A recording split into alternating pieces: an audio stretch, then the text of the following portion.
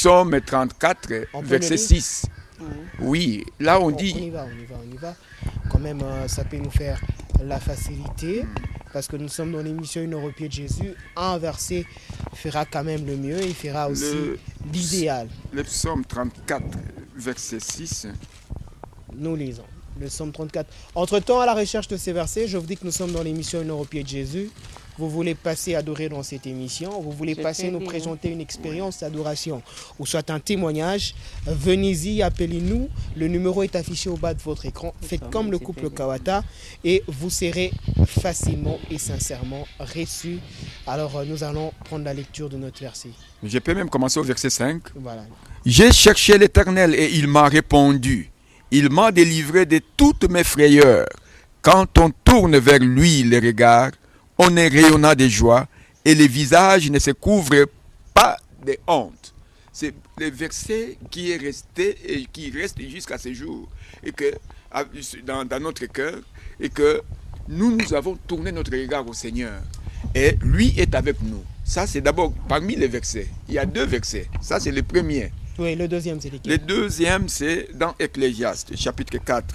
Ecclésiaste chapitre 4. À partir de alors verset... votre Bible elle est vraiment coloriée. On comprend que vous êtes un consommateur de la parole. Alors. Oui, le consommateur, voilà. Puisque comme Dieu est le consommateur de la foi, il consomme la foi, il fallait que nous puissions être avec lui dans sa parole.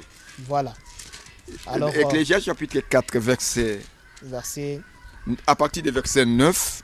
Voilà. 2 valent mieux qu'un, parce qu'ils retirent un bon salaire de leur travail. Car s'ils tombent, l'un relève son compagnon. Mais malheur à celui qui est seul et qui tombe sans avoir un second pour les relever. De même, si 2 couchent ensemble, ils auront chaud. Mais celui qui est seul, comment aura-t-il chaud? Et si quelqu'un est plus fort qu'un seul, les 2 peuvent lui résister. Et voici la partie principale pour nous. Et la corde à 3 fils ne se rompt pas facilement. 3 fils. 3 fils, voilà. Cela veut dire Jésus-Christ, voilà.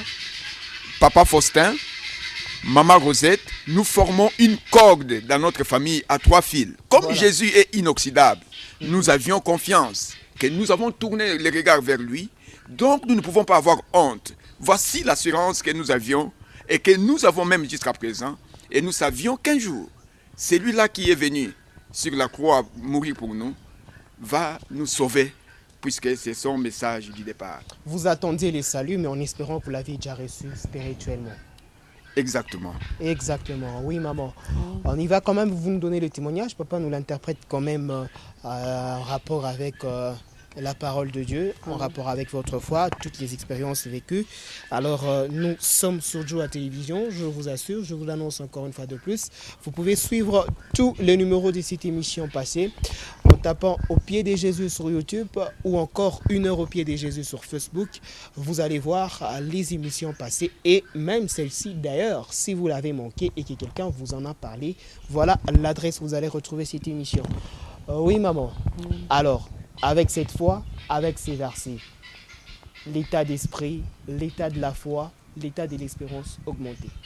Oui, l'état d'esprit était augmenté, la foi augmentée, parce que je savais que si je pouvais mourir, je mourrais depuis longtemps. Mais pourquoi le Seigneur me garde dans cet état? J'étais déjà pourri, je sentais mauvais, donc humainement parlant, vraiment on ne peut plus espérer. On peut plus espérer, alors... J'ai compris que Dieu m'a fait passer dans beaucoup de situations. Même pendant l'état de maladie, un jour j'avais saigné, j'ai fait le saignement de 3 jours, pas en petite quantité. Quand j'ai crié à Dieu, il a arrêté. J'étais partie d'abord à l'hôpital. Mon mari avait paniqué ces jours-là avec les enfants. Il m'a dit qu'il va à l'hôpital. C'était vers quelle année ça? C'était toujours en 2000. Là, c'est vers la fin, 2012. 2012, vers la fin, avant qu'on opère même. Maintenant, j'ai dit que, en tout cas, j'ai fait l'hémorragie, on va partir à l'hôpital. Moi, je leur ai dit que non. Dans de pareilles situations, il ne faut pas paniquer. Prions d'abord. Pourquoi vous allez Ici à Lubumbashi, il n'y a aucun hôpital qui peut m'opérer. Vous ne voyez pas que c'est la main de l'ennemi qui est en train de me poursuivre. En faisant cette hémorragie. Et là, vous avez reconnu que c'était l'ennemi? Oui, j'ai reconnu. Parce que cette hémorragie venait seulement des heures fixes. Alors on m'a dit non, ça ce n'est pas possible. Je suis allée même à l'hôpital. On a injecté des produits pour arrêter l'hémorragie. Au retour, en chemin, ça a recommencé. Je me suis réveillée à 2 heures du matin. J'ai commencé à prier le Seigneur. Je l'ai invoqué, je l'ai imploré. Le lendemain matin, l'hémorragie a cessé. Alors j'ai continué. La situation ne faisait que s'empirer. Moi, j'ai dit que non. Si Dieu me laisse en vie, c'est qu'il a un plan merveilleux pour moi. Sinon, qu'est-ce qui reste encore? J'étais vraiment très mince, là, vous n'allez pas croire. J'étais très mince. La chose là, voilà, comme sur ces illustrations. Oui, la tumeur là pesait 5 kilos. 5 kilos. 5 kilos. J'avais même une bosse là-bas au dos. Parce que j'étais tout le temps courbée comme ça. Courbée. Oui. Mais je lisais aussi un passage dans la Bible qui me réconfortait plus. Je voyais dans Isaïe 40. Isaïe 40. Isaïe 40, 29 à 31, qu'est-ce que ça dit? Isaïe 40, 29 à 31, voilà ce qu'ils disent. Isaïe Voici 40. ce qui me donnait plus d'espérance. Voilà. Il donne de la force à celui qui est fatigué et il augmente la vigueur de celui qui tombe en défaillance. Les adolescents se fatiguent et se lassent. Les jeunes hommes chancellent, mais ceux qui se confient en l'Éternel renouvellent leurs forces. Ils prennent le vol comme les aigles, ils courent et ne se lassent point. Ils marchent et ne se fatiguent point. C'était ça. C'était le verset vraiment qui me réconfortait le plus. Je me suis dit qu'en tout cas, Seigneur, c'est toi-même qui dis. Je prenais Dieu au mot. Chaque matin, quand j'avais même des douleurs avant de dormir, quand je devais travailler, dans cet état aussi, des fois, je préparais pour mes enfants. Voilà. Je pouvais préparer, faire quelque chose. Parfois aussi, je pars au marché avec les enfants. Dieu renouvelait tout, il était toujours fidèle, renouvelait sa force chaque matin pour moi. Voilà. C'était ça, en tout cas, l'espérance que j'avais. Jusqu'au jour où on a opéré, moi je me suis dit qu'en tout cas, Dieu, je laisse mon sort entre tes mains. Alors, le TAP de Kinshasa à Lubumbashi, comment ça s'est fait? Vous êtes venu chercher la guérison ici, vous cherchez Dieu? Non, non. C'était en 2008 d'abord. Je suis allée en Afrique du Sud pour l'intervention, une éventuelle intervention, mais faute de moyens, je suis rentrée. Je suis rentrée à Kinshasa. Mon mari a fait un test au CEC. Voilà. C'est là qu'il a été embauché. Là-bas, on nous a mutés en 2009 pour ici. Moi, je voulais qu'en venant ici, je vais rentrer encore en Afrique du Sud parce que j'avais rendez-vous avec des médecins. Ils m'avaient dit de compléter la somme qui manquait pour que je retourne. Et combien manquait, si ce n'est pas un secret? C'était beaucoup. Voilà. Je peux dire qu'il manquait 15 000 $. Parce que le montant total, c'était 25 000 $ en ce moment-là, en privé. Voilà. C'était beaucoup d'argent. Alors, c'est améloblastome, pour se faire opérer, ça coûtait moyennant 25 000 $. 25 000 $ en Afrique du Sud. Quand on a muté mon mari, je suis venue ici. J'avais dit que je vais faire seulement 2 mois et puis je vais repartir. Parce qu'au mois de septembre, on devait m'opérer. Arrivé ici, les choses ont changé. Tout est devenu difficile. Sincèrement. C'était devenu difficile. Alors, la maladie ne faisait que c'est compliqué. Qu'est-ce qui a changé? Le programme a changé. Le programme. Parce qu'il y avait une femme qui devait m'amener. Quand je venais, c'était pour déposer les enfants. Je me repose 2 mois. Après, je rentre à Kinshasa pour voyager en Italie. Pour qu'on aille m'opérer. On a pris les passeports, je suis passé même à la télévision là-bas à Kinshasa. Tout le monde a vu que je devais voyager. Comment ça? À la télé, SOS ou à la télé? C'est cette femme-là qui m'avait fait passer, venant de l'Italie. Voilà. Alors, la somme là que j'avais, je suis venue avec ici. Quand je l'ai contacté, je lui ai dit que non, comme on a muté mon mari, il faut que j'aille d'abord déposer les enfants là-bas. Après quoi, je vais rentrer. Mais au téléphone, on s'est brouillé avec cette femme-là. Elle m'a humiliée. Presque, quand je l'appelais, je dis, pourquoi tu m'appelles? J'appelle des gens importants. Pourquoi toi tu m'appelles encore? Je suis en réunion. Ah, j'ai pleuré ces jours-là. Et celle qui détenait la fortune? Celle qui détenait la fortune. Moi, j'ai dit aux enfants, je leur ai raconté ce que la femme a dit. Elle a changé. C'était le plan de Dieu, moi je ne savais pas.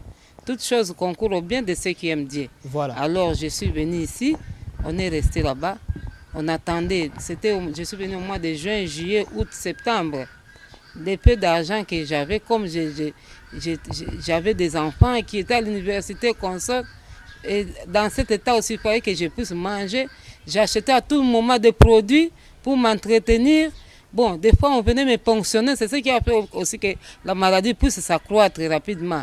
J'ai payé ces gens-là qui me ponctionnaient pour me soulager un peu de cette douleur-là. Tout l'argent est parti comme ça. C'était une douleur. C'était une douleur. Il n'y avait plus de médicaments qui pouvaient calmer cette douleur-là si ce n'était que la prière. Si ce n'était pas être au pied de Jésus. Oui, voilà. C'est seulement ça. Ça, ce que je dis, ça, c'est vraiment, mon mari peut le témoigner aussi. Il n'y avait plus de calmant pour cette douleur-là. Alors, c'était comme ça que... À l'époque? Gêné pour la maladie. Oui. Madame est à mes côtés et même mes enfants qui suivent ce que nous sommes en train de dire ici, ils savent. Je vous dis que personnellement, jusqu'à ce jour ici, je n'ai jamais vu mon épouse changer de forme.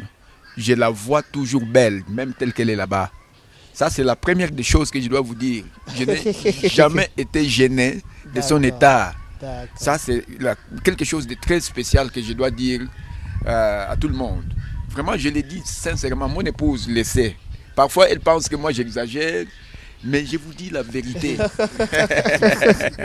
Voilà, on comprend. Les hommes sont toujours excessifs quand il faut parler de leurs sentiments. Oui. Et donc, que ça soit ainsi aussi pour nous, les hommes, quand nous devons parler de nos sentiments en rapport avec Dieu. Voilà un peu le but de notre émission. Alors, maman, on continue. Oui, c'était comme ça. Maintenant, là, je suis restée, comme je n'avais plus de moyens, mon mari commençait maintenant à faire des démarches. Comme la femme là nous avait menti, nous a déçus, maintenant il fallait aller même en Afrique du Sud. On a commencé à faire des démarches par-ci par-là pour trouver des moyens, réunir encore les moyens. C'était difficile et compliqué. Entre-temps, la maladie s'aggravait. Entre-temps, j'ai atteint l'état où je ne m'imaginais même pas. Oh. Donc, toutes les nuits, mon oreiller était mouillé. J'ai bavé parce que je n'avais plus de glandes salivaires. À force d'être opéré à Kinshasa, j'ai perdu même les glandes salivaires. À Kinshasa, on vous a opéré plusieurs fois? On vous a fait plusieurs fois, plus de 10 fois. Dans plusieurs cliniques de Kinshasa? Non, une seule clinique, un seul médecin. Laquelle? C'était une polyclinique privée à Kinshasa limitée. Voilà. C'est là qu'on m'opérait à chaque fois. C'est ce qui a aggravé la situation. On m'a coupé même les glandes salivaires. Je ne faisais que baver. Alors, on a attendu dans cet état 3 ans durant pour que je puisse trouver les moyens pour voyager en Europe maintenant pour qu'on aille opérer. Moi, dans ma tête, j'ai pensé rentrer en Afrique du Sud parce que j'avais des contacts avec les médecins. J'ai aimé. Alors, aller en Europe, c'était en tout cas utopique pour moi. Mais Dieu, dans sa grâce, il a ouvert les portes pour que nous puissions aller là-bas. C'est comme ça que ça s'est passé. C'est comme ça que ça s'est passé, vous comprenez. Du passage de l'Europe, de Kinshasa jusqu'au Lubumbashi. Alors, nous sommes en train de poursuivre notre émission Une heure au pied de Jésus. Vous avez une expérience que vous avez passée. Alors, vous devez nous faire parvenir cette dernière. Alors, papa, quand les choses se compliquent, on prie, on sent que Dieu a fait quand même quelque chose. Les moyens sont là. Mais quelqu'un qui freine, qui bloque, qui ne veut plus respecter sa parole, qui vole votre bénédiction. Alors, comment on doit tenir compte? Oui, c'est comme maman vient de le dire, pendant qu'elle souffrait à côté de moi, elle c'est une autre moi-même. Alors je devrais nécessairement, comme je venais de lire dans Ecclésiaste là-bas, faire chapitre 5, chapitre 4 verset 9 jusqu'à 12, c'est ce que j'ai lu là-bas. On dit que si l'un tombe, l'autre peut le relever. Alors moi, je devrais, avec le Seigneur, faire un effort pour trouver, avec la prière bien sûr, des moyens pour que madame trouve le salut. Finalement, il y avait des bien-aimés. Il y avait des bien-aimés qui nous venaient... nous assister, mais surtout nous avions la confiance au niveau de notre société. Voilà. Puisque j'ai travaillé, il fallait écrire à la société pour qu'on nous prenne en charge. les mandataires qui étaient là-bas ont accepté, mais la faisabilité, comme madame a dit, ne suivait pas. Il y avait beaucoup de... Ça a pris beaucoup de temps. Beaucoup de temps. Beaucoup de temps. Et les chrétiens qui attendent longuement sa bénédiction, vous lui suggérez quoi, celui-là? De cesser de quitter espoir ou de continuer à adorer Dieu ou de multiplier les prières? Mais Job a dit que c'est mon rédempteur s'élèvera le dernier. Donc le Seigneur savait qu'il fallait persévérer. Il faut continuer toujours à persévérer. Même quand on ne connaît pas la durée, vraiment. En tout cas, il faut toujours persévérer. C'est ça ce que je demande aux enfants de Dieu. Il ne faut pas désespérer. Il faut toujours louer Dieu malgré que vous n'avez pas la situation. C'était pour nous une école. C'est une grande école. C'est pourquoi nous avons beaucoup de choses à louer Dieu à cause de tout cela. Et quand est-ce qu'on amène espoir? Quand est-ce que Dieu amène espoir? Le Seigneur va faire... À la fin des études, de 6 ans, de 5 ans? Comme vous avez dit que c'était une école, si les études peuvent prendre 10 ans, 6 ans, 5 ans, 3 ans. L'école du Seigneur, nous ne savons pas. C'est lui seul qui est le maître de ces temps-là. Voilà. Ça peut être un jour, ça peut être 10 ans, ça peut être n'importe quand. Mais sinon, pour nous, c'est l'espérance et la foi que nous devons avoir en lui. Donc même quand on n'a pas d'argent en ce moment, parce qu'on a parlé dans quelles circonstances pouvons-nous adorer Dieu, même quand on n'a pas d'argent, même qu'on doit faire quelque chose de nécessaire, on doit rester au pied de Jésus. Je vous donne un témoignage, dans le même témoignage, c'est un autre témoignage, voilà, pour vous répondre à ce que vous êtes en train de dire. Okay. Madame a eu son visa sans avoir payé un rond. C'est par la foi. Nous avions eu l'argent sans en avoir et en promettant toujours que nous savons que nous avons la foi. Mais les jours que nous sommes allés pour déposer notre dossier pour le départ, parce qu'elle vous a dit qu'elle a saigné 3 jours, c'était quelques jours